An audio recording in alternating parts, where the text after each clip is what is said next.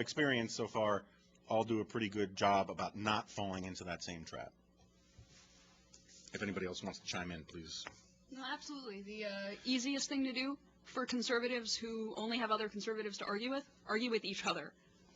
I learned very quickly at Yale, where I went, that arguing with a liberal was easily done in that you can throw a rock and hit one, and whatever you say will make him angry. But not terribly interesting or fruitful, because of course they're the dominant culture and they are not always especially well informed. So, I mean, I'm a social conservative. I'm of a Burkean bent. So I found some libertarians. I think of all the people whose writing I read right now, the person I disagree with most reliably is Will Wilkinson, the liberal-tarian.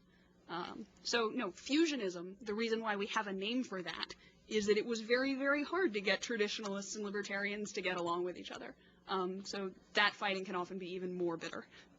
I will say one thing in defense of Will Wilkinson. One of the first things I ever heard about Helen was that Will Wilkinson was criticizing her online for saying that Helen said we should reject Obamacare, in part because it might ameliorate and diminish suffering. And Will pointed out, in a way that I think is very fair, that this is probably going to convince most people to embrace Obamacare. I mean, don't most people want to decrease suffering? Builds character. And I think you'll find a lot of Helen's positions are actually guided by the desire to increase suffering. And I'm Catholic. That might explain it. Although, I don't know, you start connecting the dots and you realize that, though she sounds like an old-timey, old-fashioned Catholic moralist, she's almost always defending something that most of us would find horrific, whether it's corrupt politicians over reformers, or bar brawlers. She'll defend, say, Catholic moralists one moment, but defend prostitutes and bad girls the next. She says she's sort of like a libertarian, but the first thing she wants to repeal, she once said, was the law against assault, so that men get into more fist fights, or at least live under the threat of constant fist fights. And in her essay, she praises the combativeness of the party of the right.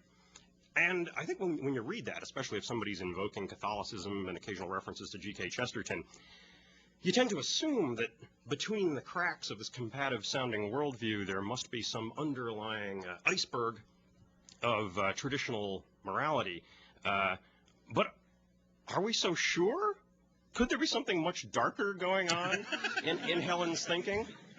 I mean, I know that the gamesmanship within the party of the right has sometimes taken brutal forms that went far beyond just political sparring. Fight Club? You know, you're not supposed to talk about Party of the Right Fight Club, but you know, she said it, not me. Like I said, fight each other.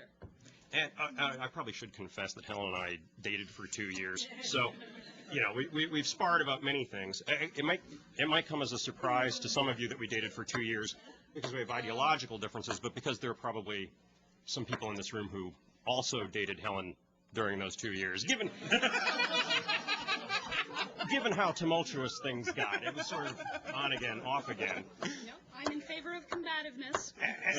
And at times, her gamesmanship would even include things like coldly saying at one point that she was going to play matchmaker and set up a couple, and then seduce the man away to play with his mind and hurt the woman, which, when you think about it, is pretty creepy, kind of disturbing.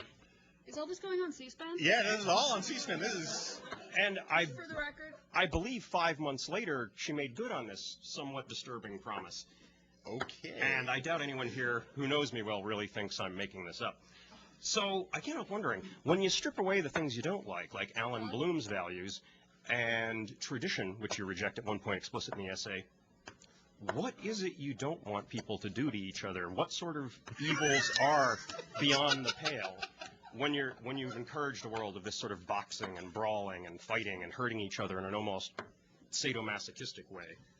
Maybe we should move off on. the top of my I head, think she has the right to respond on this one, yeah.